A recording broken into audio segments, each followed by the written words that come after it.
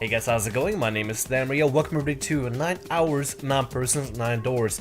I am wearing glasses today because my left eye is a little bit bloodshot. I have no idea what's going on with it. It's a little irritated, so I'm giving it some rest from the contacts, and you're gonna be dealing with the glasses stem. The glasses might be a little reflective and may mess up the green screen, but this is the only thing I can do to see. I could hide the face cam, but I think the facial reactions are really the meat of the series. Anyway, let's go ahead and go through this area. We are back in the lab. I went through and started going through the full of action to try to get the other set of endings. So what I need to do apparently is I already went through room number 5 for now. Now I'm over right now in door number 8, and apparently because I went through door number 5, it's gonna unlock a special event, and I have to do this event here in the lab. Apparently several key events, as you can see by the two keys right here. And as we go on through the story, I'm gonna have to redo these slabs as well in order to pass through and make sure to do the events for them so that it unlocks the routes and everything. So this is what I'm gonna have to focus on for now in order for us to get the safe route, or I think the safety route, before we unlock the true route right there near the coffin. What's gonna entail for us, I don't know, but let's go ahead and escape safely. Let's see how that's gonna work out. I'll see you in a bit. By the way, just to entail, we are in a lab. We are doing this whole computer thing where we have to resolve all the puzzles and all that. So yeah, we might have to. I'll skip the puzzle solving. Wow, well, that hurt. I'll skip the puzzle solving, but I'll leave the story parts in. With a soft hum, it turned on. Streams of letters that made no sense to Junpei began to scroll across the screen. What? He had hoped it would turn on, but he hadn't expected this. Huh? It's running on its own? It certainly looks like it. Isn't that kinda weird? What? Well, it's not connected to the main computer, right? There's just this keyboard and monitor. The only cable connected to this thing is the power cable we just plugged in. So, why is it working? We know why. Maybe it's a wireless display. Mm-hmm.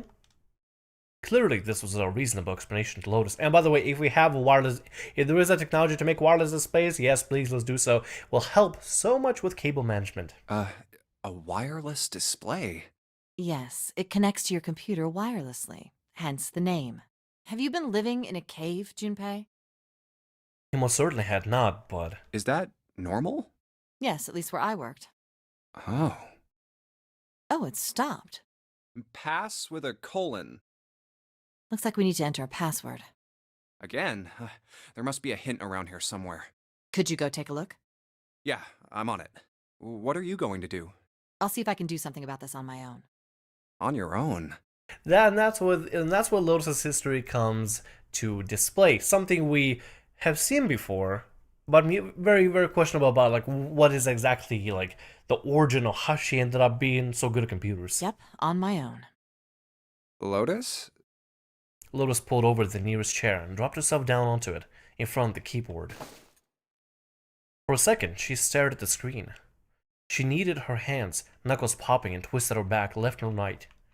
All right, let's kick some ass.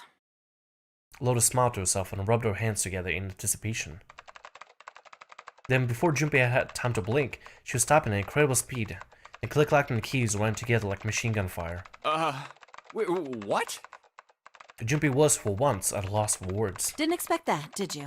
Of course I didn't! You're typing so fast, I can't even see your fingers. What kind of job do you have? What are you? I'm unemployed at the moment. This is new.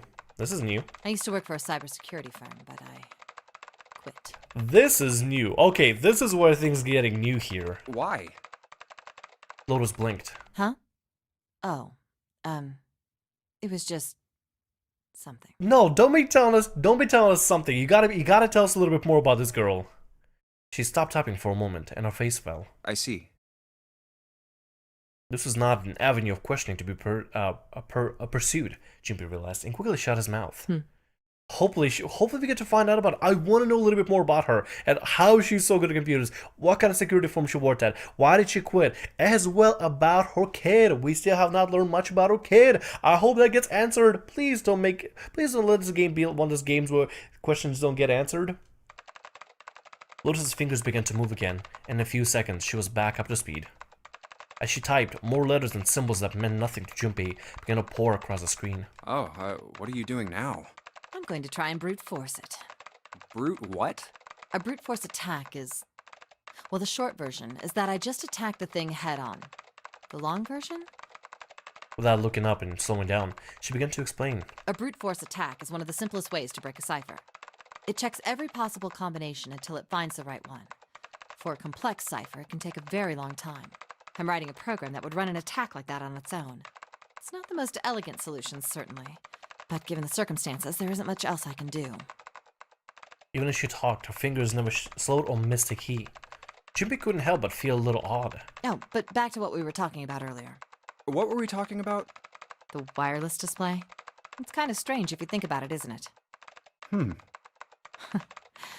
How do I put it? I don't know, wireless displays sound pretty convenient to me, not really that strange. Well, let's say you write a program that calculates an addition problem for you, all right? So you enter 1 + 1. The screen will show you 2. See? Isn't that strange? No, not really. Oh, come on now. Of course a caveman like you would think it was strange. You said so just a minute ago.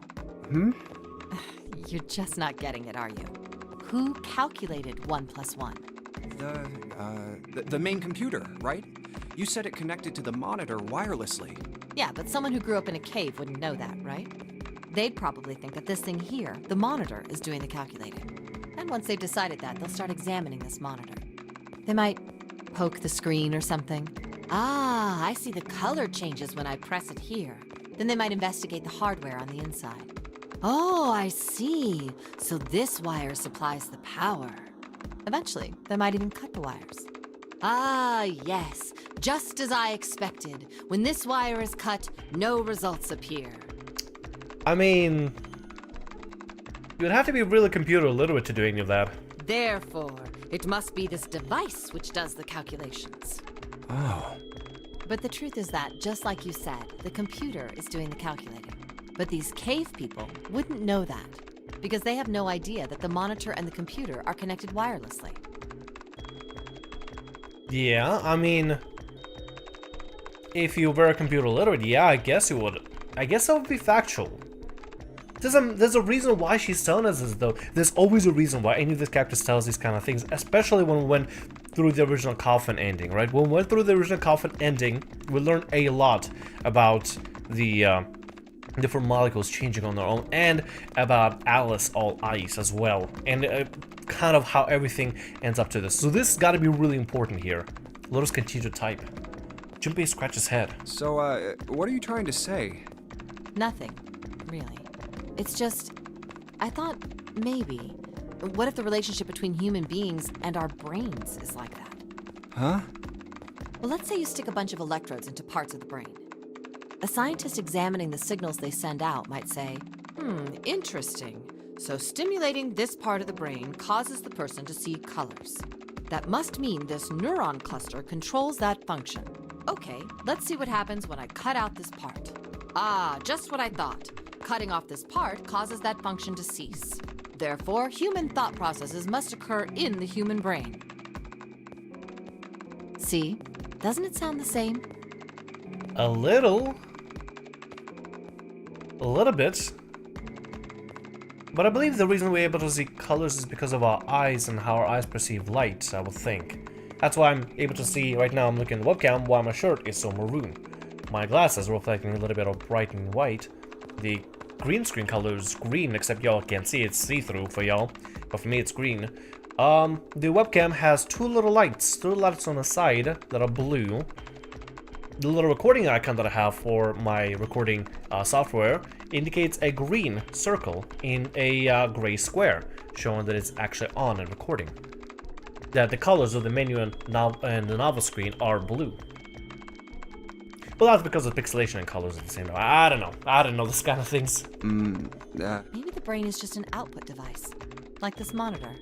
Maybe our thought processes actually occur somewhere else, in a main body. We just don't know it. We never even think about it. Just like those cave people wouldn't know about wireless communications, we can't imagine that there's some unknown medium that transfers information into our brains, where we experience that information as thoughts. Okay, now this is getting really philosophical here. This is getting really philosophical. It's like the big question of what the reality we live in, like outside of this video and stuff. The reality we live in, if you look around your room right now or wherever you are at, is this reality or is this virtual life? How do you know it's virtual life? How do you know you're not just plugged into a machine somewhere and just experiencing virtual reality and your body is just somewhere experiencing this whole thing and this is all a simulation? That's really going deep there. Junpei didn't say anything. Not so much because he had no retort. No, her argument just seemed silly, and he was just a little surprised to be hearing something like it from someone like her. The brain is just an output device. Human thought actually occurs somewhere else. That's just crazy talk. Did Lotus really think that, he wondered? It was a little creepy, Junpei thought. It sounded altogether too much like bizarre cultish religion. Maybe that's the cause of Seven's amnesia. Oblivious to Junpei's increasing discomfort, Lotus continued. If memory is actually stored somewhere else, in some sort of main body somewhere, maybe he hasn't forgotten anything at all. He's just having a difficult time accessing his memories because the monitor, his brain, has been damaged. Huh. I suppose that would explain aphasia and blindsight too. Perhaps they actually can speak or see. The monitor just isn't functioning properly. I guess people with prosopagnosia could be suffering from the same thing. Wait a minute. What? What is that? He knew what aphasia was from watching medical dramas on TV, and blindsight was easy enough to guess, but he never heard the word prosopagnosia before. What? You've never heard of prosopagnosia? I've never heard of it. Lotus spun around in a chair to look at him. Junpei just shrugged and shook his head. No. What is it? Well, put simply, it means a condition where the mind can't distinguish between human faces. In other words, my face would look the same as Clover's or even yours. So they can't remember faces, which is how most people recognize each other. That means that people with prosopagnosia have trouble recognizing even people they're close to. Usually they can make do by associating people with other things. Their voices, their clothes, their hair. Does that mean other people's faces look like blanks? No, I don't think so. Well, you've seen monkeys, like in a zoo, right? To you and me, all the monkey faces look the same, even though they've obviously got faces. It's almost impossible for a human to distinguish between them.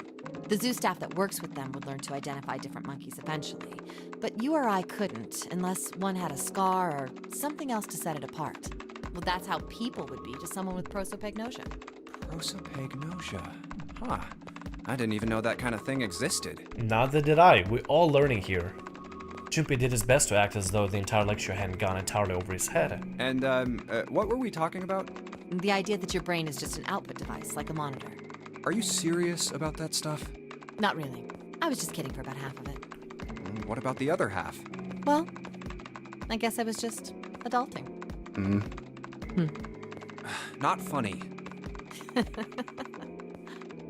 Lotus smiled at something rather masochistic to it. It's nothing more than a story I made up out of boredom. Don't take it seriously. It was the first thing that came to mind, and I just talked about it to kill time. But looks like I don't need to talk anymore. Why? I don't have to kill time any longer.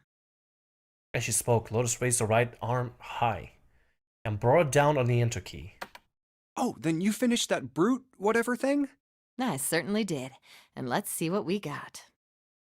Chunks of text flickered on and off in quick succession, and then a line of numbers appeared, blinked, and disappeared. The screen cleared, and all was left was the word accepted. Piece of cake. Lotus would clearly have patted herself on the back. It would not have made her look entirely ridiculous. After a few seconds, the accepted disappeared to be replaced with 9 squares arranged in 3 by 3 square. The screen changed again. What the hell is that? No idea. Looks like a puzzle. I remember this puzzle. Suddenly, Lotus stood up. Huh? Aren't you gonna, I don't know, do more computer stuff? No, I can't do anymore. It won't let me do any more programming. See? The keyboard. Nothing. So, there's nothing more I can do. Well, I guess I'll leave this to you then, Junpei. What? Let me take a break, all right? I did my part. Well... She did do her part. He wasn't sure what to say to that. She certainly had done her part. In fact, without Lotus, the problem would have run completely aground. I shouldn't rely on other people so much, Junpei thought to himself. I guess you're right. Thanks, Lotus. No problem. And make sure you know when you should thank people. Now, I better take care of this myself. No more relying on anyone else. Junpei crossed his arms and stared at the puzzle shown on screen.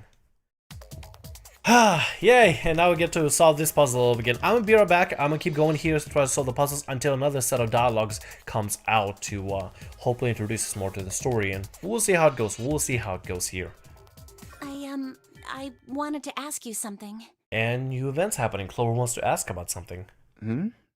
Junpei, you went into door 5 with my brother, right? Did you hear him say, like, anything weird? Did we? Huh? Why is she asking me this? Junpei wondered. The more he thought about it, however, the more it made sense. Snake had been gone a long time. Clover was quite attached to her brother, of course. She would never have been worried about him. Well, let me think. He thought back to when he had gone through door 5, hoping he might remember something, even a small something that would help her. That's when he went to the casino and gambled, and had a little bit of a blast with that.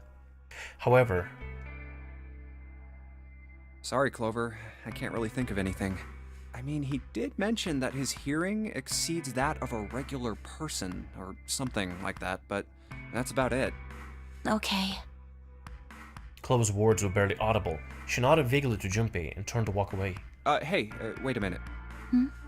Look, I don't know if I should ask you things, but... Should we? If you don't mind, I was hoping you could tell me if, is Snake, was he born... You're talking about his eyes? Yeah. No, he wasn't born blind. And we know exactly... I can guess exactly what happened with the previous ending that we got. When he was a kid, he got in an accident. Oh, never mind. A really bad car accident. Oh, never mind. He couldn't see after that. And his arm. His arm? Yeah. My brother's left arm is... it's not like a normal person's arm. There's the arm again. We talk about the arm again. Snake's arm. It's fake. It's not a real arm. And now we understand why Clover was so happy in the coffin ending. Wow. Okay, this is so cool. Alright. So as we go on through the endings, we learned a lot more about the characters that are in the storyline.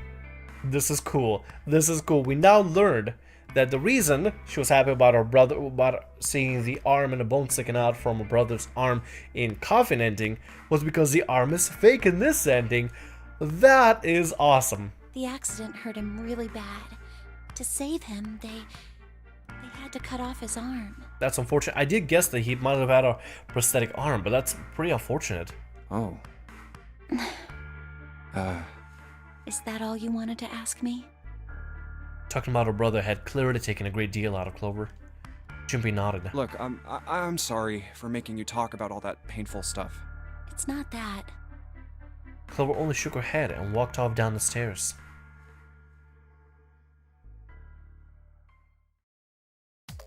Well, that was quite an interesting event, sort of event. Let's go ahead and continue with this thing for a little bit more and see how far we can get. And now we have arrived to the steam engine room. We just took one of the cranks, replaced it to the other crank, cranked it down to bring whatever that was in the box downstairs, and now apparently we were trying to turn back. Now here we are back in the story, Okay, just catching up. And by the way, also just to remind you, engine room, June is feeling sick, so Ace and Santa and us have to go and take care of things and solve the puzzle here. They stood there for a few more minutes, no one speaking, till Santa turned and walked away from the winch. Junpei and Ace followed him. You know, speaking of experiments... Experiments? Who? Santa suddenly stopped. There was this experiment some scientists did with rats. First, they took a squarish C-shaped tank and filled it with enough water that the rats could drown in it.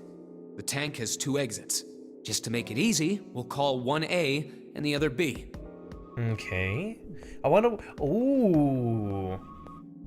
I wonder if he's gonna be telling us a little bit more about his experiment, or gonna be giving hints about what he had to go through as part of the experiments, because we know that he was there as part of the original child experiments that were conducted here, and I believe in Nevada, right? Nevada, I think it was Nevada, right? Yeah, look, I think it was Nevada. But I wonder if this will have anything to do with it. I wonder if he's hinting towards something. Anyway, let's just see. Exit A is pitch black, so dark even a rat can't see anything. But exit B is electrified, which means the rat can't leave through it. So, what would a rat do if it was put in this situation? Which exit would the rat choose? There was a moment of silence after Santa posed a question, then Ace responded. B, of course. The rat has no way of knowing that exit B is electrified. Exactly. The rat goes to exit B. Of course, like I said, it's electrified, which means the rat can't get out that way. So, after a lot of trial and error, the rat finally finds exit A. I can't say that's very interesting or relevant. It's simply the story of a laboratory experiment. You're right. It isn't very interesting. Yet. See, these scientists repeated this experiment over and over, using hundreds of different rats over several generations. This produced some surprising results. With each generation, the rats took less time to find the correct exit. Eventually, a rat was put in the tank who instantly chose exit A without even attempting to go to exit B. But that wasn't the most impressive part. The same experiment was conducted in another laboratory, far from the original one, with the same results. I feel like he's hinting towards the original experiment that happened on the ship before. No, on second thought, the results weren't really the same. The rats in this second experiment began the trials with significantly faster times than the first rats in the initial one. These rats weren't related to the others and had never even come in contact with them. And yet, they all easily found their way to exit A as though they already knew. What did it mean? Are you suggesting something like telepathy? They were passing information to one another through some undetectable medium? Ace looked skeptical. Santa snorted at him. How the hell would I know?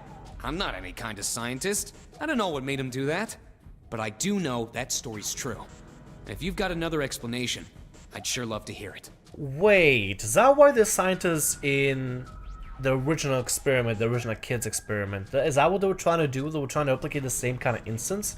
See if wild kids in one area did not get to solve a puzzle, the kids in Nevada, like not in the ship, the kids in Nevada would not be able to. I hope it's Nevada. I hope I'm not saying the wrong location, otherwise I look like an idiot. Anyway, let's assume it's Nevada for just a little bit, even if I am wrong. Was that the entire experiment? Just to try to see if rats can do it, then could kids do it? Could humans eventually learn how to use telepathy? Come on, let's get going. There's still a lot here we haven't checked out. Santa talking about this is interesting. And we gotta get the hell out of here before June passes out. That's a good idea. Without waiting for a response, he turned around and started walking. Junpei, however, wasn't quite ready to leave the topic alone. Hey, wait. There's something I want to ask you. What? Santa stopped and turned around. Why did they use that tank for the experiment? Huh? Well, I mean, it seems like you could conduct the same experiment without the water. They could have just used a dry box, you know? If they needed to motivate the rats to escape, they could have, I don't know, put some bait by exit B or something. Oh, I know why they use water. The water was there so that the rats could feel like they're still in danger, because they could still drown. It's tall enough so the rats could technically drown if they just weren't trying.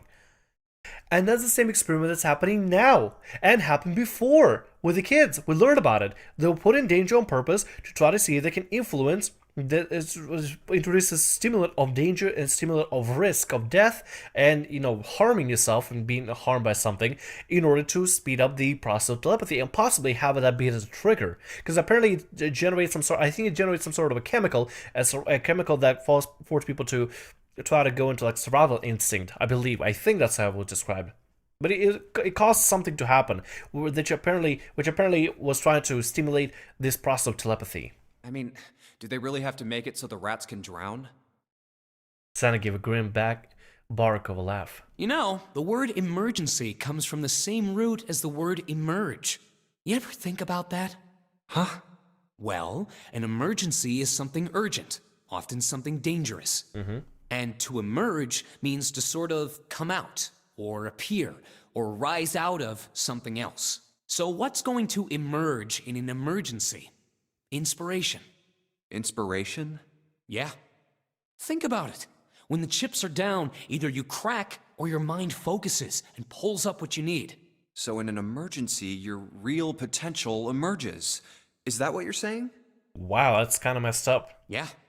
I mean, especially if you put it in context of using this kind of emergency and this kind of risk and distress onto kids in order to emerge telepathy. That's why the rats had to drown. They had to be in danger. There had to be an emergency for inspiration to emerge. Oh. Junpei suddenly felt cold. The back of his neck was aching and his stomach felt strange. And now we're back to solving the puzzle again. Okay, I'll be back. I'm gonna keep solving. We're gonna see what happens, and I'll see you later. And here's where we enter the cargo room. Right, we just entered the cargo room. We beat the steam room puzzle, and now we have to go to the cargo room. And I think an event is about to happen here, because every single time you're able to skip forward until it just stops you and just says just then. And then apparently something happens. I think something's going to be happening with Ace or Santa. Junpei heard a noise. He spun around just in time to see June collapse in front of the fence. Oh yeah, June is still sick. I completely forgot about it. Hey! June, are you okay? She did not respond. Junpei spun back around to face Ace. I'm sorry, I gotta go check on her. You finished the box thing, alright? Just put the cards in the boxes. I'm counting on you. He shoved the cards into Ace's hands and ran off towards June. Are you alright? What happened? Junpei called out to her as he ran. Can you stand? As he arrived, June was climbing to her feet with Santa's help. Oh, I'm sorry. I'm fine. You sure? If you collapse, it doesn't seem like you're fine. I just tripped.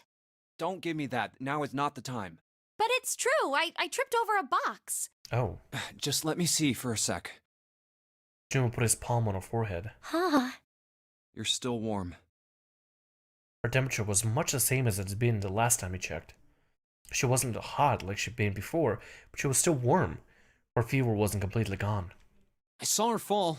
I think she really did just trip on something, you know? Junpei wouldn't have been more willing to agree if June hadn't needed quite so much help standing up. Still, to fall down like that? I think she's probably still a little messed up. June was doing her best to busy herself brushing dust off her dress. Her smile looked a little embarrassed, and her face was a bit flushed. But she did look a great deal better than she had. Still. Alright, well, let's just get out of here as fast as we can so we can get you to a hospital. Oh, I don't think it's anything that serious. I just need a little medicine and some sleep, and I'll be fine. Are you sure? Medicine. Medicine, huh? What's up, Santa? Well, if we could get in touch with anyone outside, I'll bet Ace could swing that for you easy. Wait. Oh yeah, Ace did grab some medicine, didn't he? Ace? Why? Huh? Don't you know? He's the president of a pharmaceutical company. Wait. What?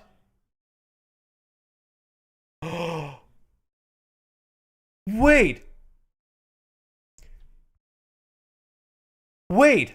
Is he? Wait. Wait. Wait. Ace is the Wait. Ace is... Wait a minute. Hold on. Wait. Ace is the president of a pharmaceutical company? Wait, is that the same... It's the same company. It's the same company that did the experiments on the kids, right? The one that Seven was investigating. Right? Wait, what was the name? What is the name? Hold on. What is the name? Cradle Pharmaceuticals is the name, I think. Yes! Oh my god, yes! Why did my voice go so high there? Holy crap, I got way too excited, sorry. Oh my god, it is Cradle Pharmaceuticals. The company that sponsored the experiments on the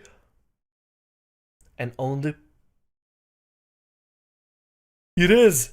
Oh my god, I knew there was something to Ace. I knew it. I told you there's something to Ace's mysteriousness around him. It's like he's not telling us something. He's a wait a minute. Why is the president of Creator Pharmaceuticals doing on this ship? Their flagship product is an anesthetic drug called Soparil. Soparil. Soparil. Wait, is that why he knew, like, the medicine that he took back when he had to choose between doors 3, 7, and 8, he knew exactly what medicine will knock him out? I've heard of that before somewhere.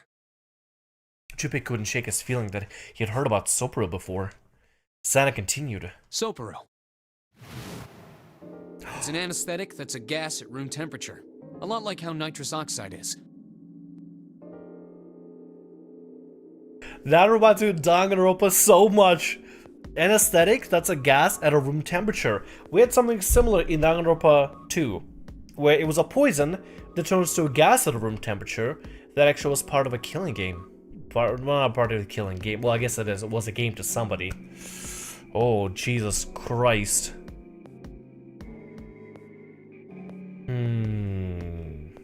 It takes only a few seconds to spread, and even a small amount is very effective.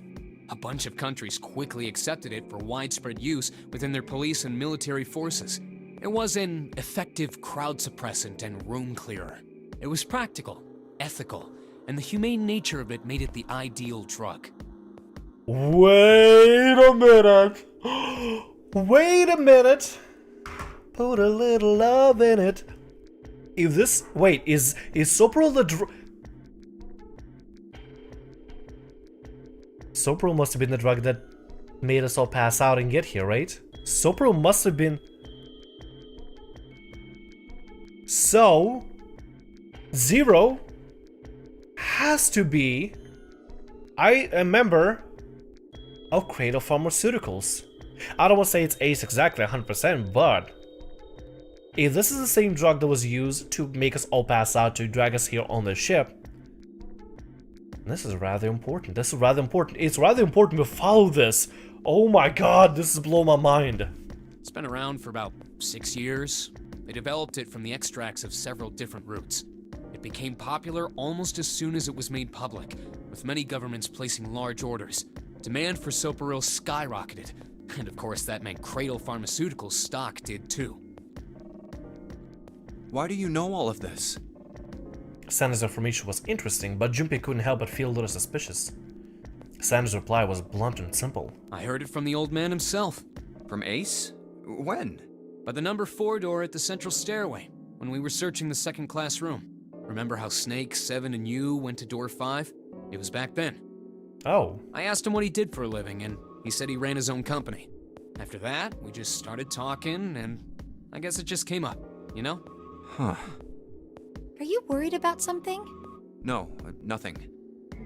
As it spoke, Junpei looked over towards Ace.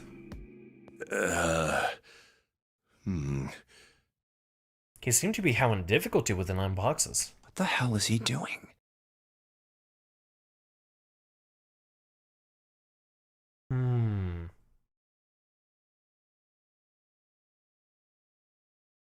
So there's something that's up with Ace, isn't there?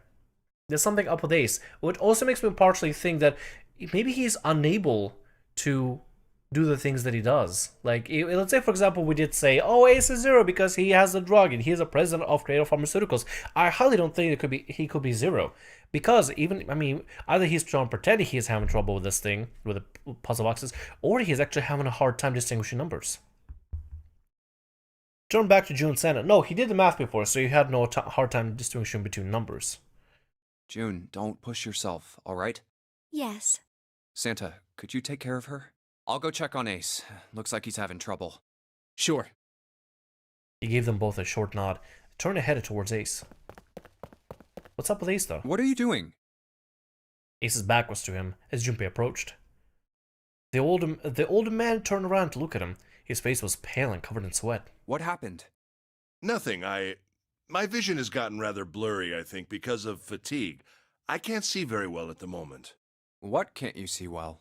These pictures. Ace held the cards out to Junpei, splayed out in the shape of a fan. I don't care to admit it, but I may be developing presbyopia. Growing old is a difficult thing. He made the best attempt he could at self-depreciating smile, but his face was flushed and his lips were pale and drawn. At any rate, I'll leave the rest to you. Presbyopia. I'm feeling awfully tired, so if you don't mind, I'd like to rest for a bit. Shoved the card from Junpei's hand and walked quickly away.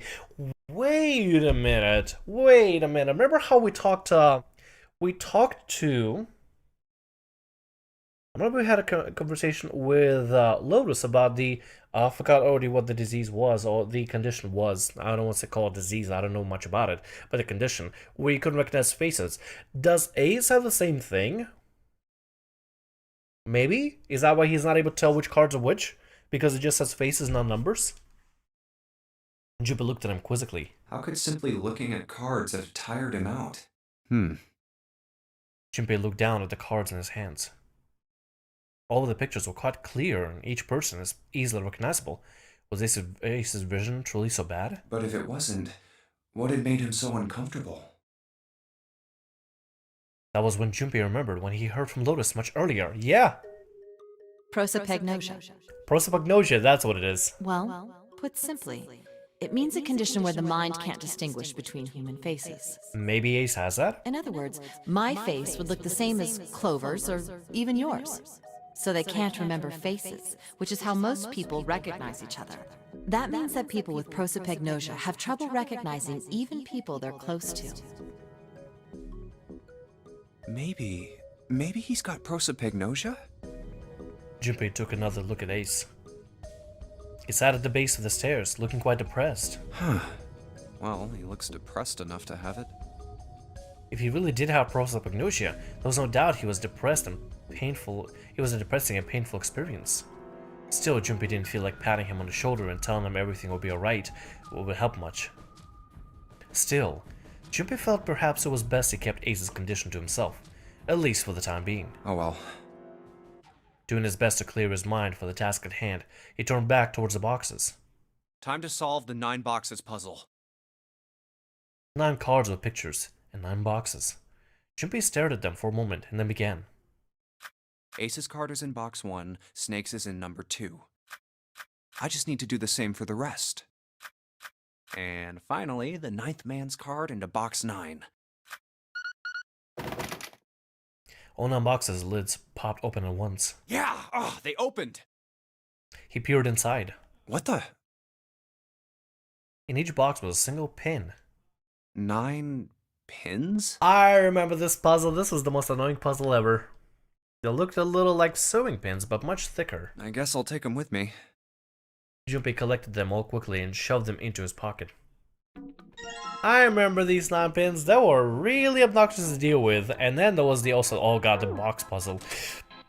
That was also frustrating. Well, anyway, we're learning a little bit more about Ace. But it's prosopagnosia. That's a weird camera angle over here, honestly. Weirdest camera angle ever. But we have to deal with this machine over here. I have to deal with the pins and all that. Nevertheless, let's go ahead and I'll continue for now. And if any kind of story elements appear, then I'll... Actually, let me check here. Oh, we did unlock it. I guess I could probably skip it. That might be actually kind of nice if I did skip it. I'm gonna go ahead and skip this for now. I'm gonna skip this puzzle. See how the key is unlocked? That means we don't have to do any puzzles. We can just go ahead and skip. I'll see you in a bit. Give me a moment here while I make my way back to this point of the game so we can continue from here.